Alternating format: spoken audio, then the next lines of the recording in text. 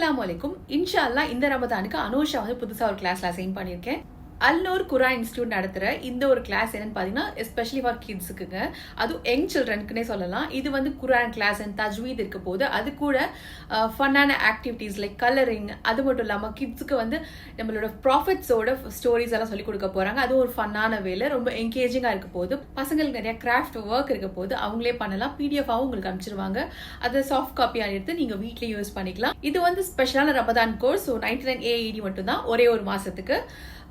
உங்களோட கிட்ஸ் வந்து இதில் நல்லா லேர்ன் பண்ணுவாங்க. இபாதாவை பற்றி தெரியும், ஷார்ட்டான நிறைய துவாஸ் கற்றுக்குவாங்க.